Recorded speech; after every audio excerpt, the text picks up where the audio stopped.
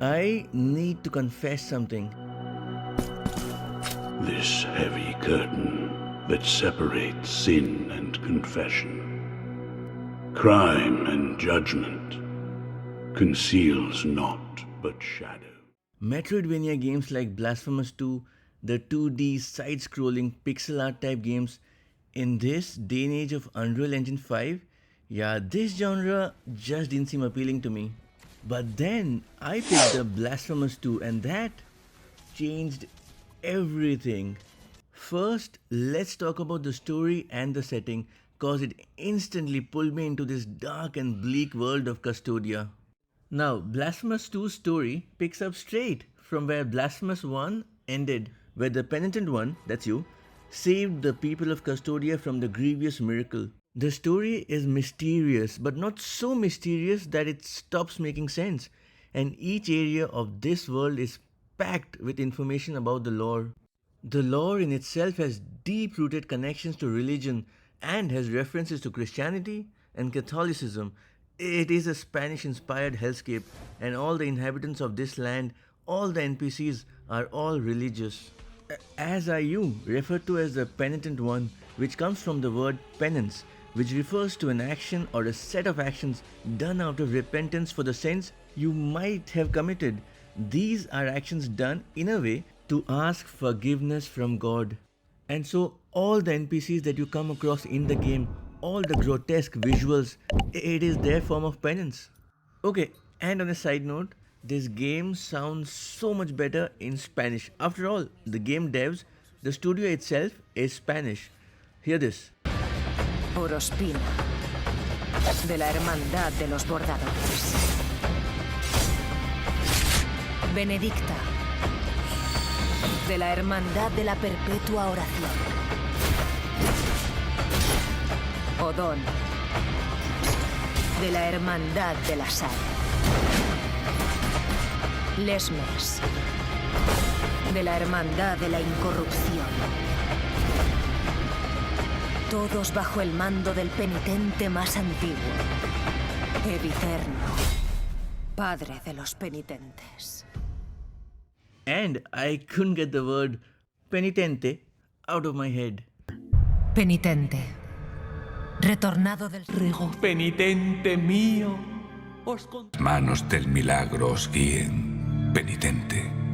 Bailad ahora con mi acero, penitente. Bordaremos vuestra carne en sagrado So, in Blasphemous 2, the miracle, this time seemingly acting on his own accord and not under the control of the high wills, the guys you defeated in the first game, lowers a heart-like object from the sky containing the child of the miracle, which is due to be born over the city of the blessed name, the new central setting in Blasphemous 2. The penitent one wakes up from his coffin to stop the birth of this child, and to do this, you need to defeat all the members of the Ark Confraternity of Penitents. I don't want to go further and enter spoiler territory, but the story of Blasphemous 1 and now 2 is almost flawless.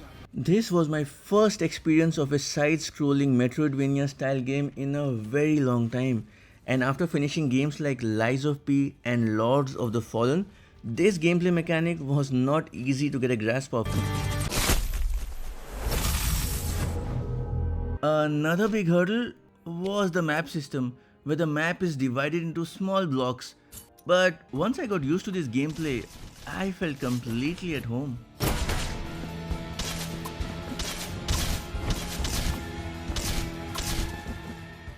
So, as you begin your journey, you'll be shown 3 weapons to choose one from, and based on your choice, your initial gameplay will take shape. But as you progress into the game, you will find the other 2 as well, and each weapon has their own different set of moves. First, the rapier, which is a hack and slash weapon, fast but deals less damage. Next is a one-handed blade, the most balanced and my favorite. And finally, the heavy weapon, the Anga Banga. The game offers a variety of enemies to fight, and I found each weapon had special characteristics which did better against some enemies and worse against others, which made me constantly change weapons while fighting the different enemy types. And they constantly challenge your reflexes as you have to use the different weapon combos to traverse the challenging platforming sections, such as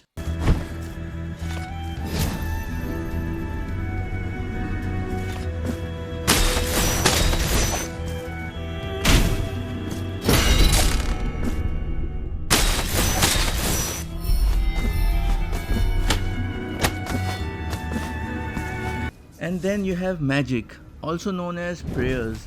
And there are spells here you can devastate your enemies with. And these magic gets progressively stronger as you progress into the game. And by end game, you have some very powerful magic to play with. Another new gameplay feature in Blasphemous 2 is Altarpiece of Miracles, where you are offered favors of the miracles, which ranges from increasing the strength of a weapon, to increasing stun power, to recovering health after an execution. And this is a lot of fun to play around with. Talking of which, executions. Now this was done so well that I had to put in a small section on this, and each enemy has a different way you can execute. But my favorite is this one.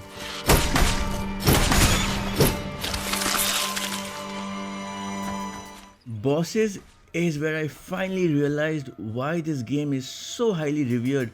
I had an absolute blast with the bosses, and each fight felt so unique, such as the Great Perceptor Radimes, where he throws these magical projectiles at you and you have to either dodge under it or jump above.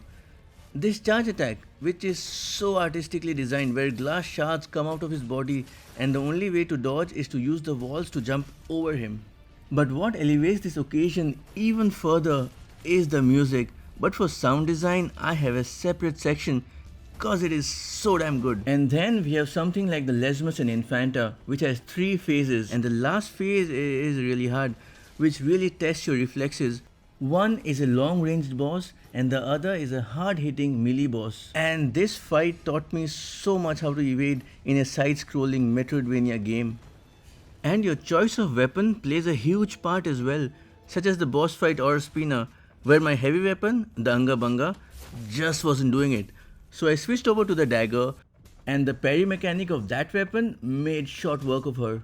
This game just elevates to the next level, the top tier, cause of these boss fights, and I just couldn't wait to meet what weirdly artistic boss the game throws at me next. Another gameplay additions are the rosary beads, and they offer different perks such as reducing fire damage or reducing physical damage, just to name a few. This game as a whole offers so many quality of life upgrades with a variety of combinations for you to try that combat and gameplay never feels repetitive. One thing that always turned me away from these games is the presentation. The pixel art presentation looked boring, especially knowing what Unreal Engine 5 can do. But I mean, oh my word, how wrong was I? The more I played the game, the more I started to understand the art style. Both the pixel art and the hand drawing cutscenes are gorgeous. However, I did feel the boss cutscenes could be cancelled. It was jarring to wait for the cutscene to end before we started to fight again. The game is so steeped in Catholic Inquisition, Spanish architecture and paintings. It is so high on cultural referencing that it teleports you to an open world, and it is so satisfying to play and experience. It is just beautiful. What elevates this atmosphere even further is the music. There is a lot of Spanish influence in here, and Carlos Vieira did an amazing job. There's a lot of acoustic guitar, and when I hear it, what I think is, and what I really appreciate, is that they are leading with melody, and that is so hard to do. Where you're playing a difficult game where many devs move towards hard hitting, bass heavy music, this is such a refreshing change. And there are a couple of tracks I want to share with you. One is Del Santo Hombre. Hear this.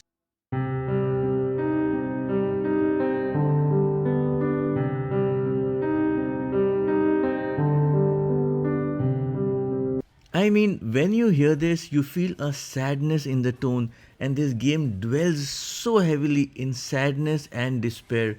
The music just elevates this even further. Let's keep listening.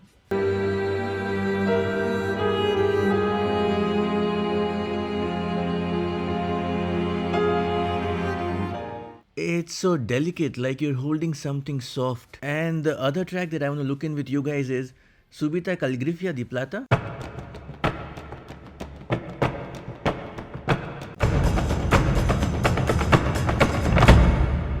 Did you see the increase in tension?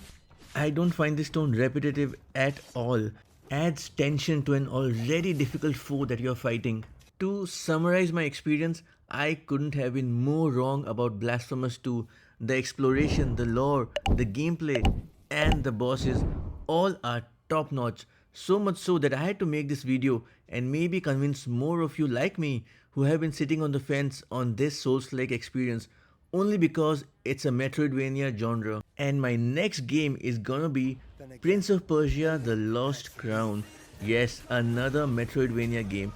And if you want to explore the lore, the gameplay, the bosses with me, do subscribe and hit that notification bell as we'll be playing this game from the 18th of January and I'll be releasing a video every week. This game has me hyped, and if you want to see all the other games that has me hyped for 2024, I have made a video showcasing my top 10 and I'll link that in the description below. And I'll see you in the next one.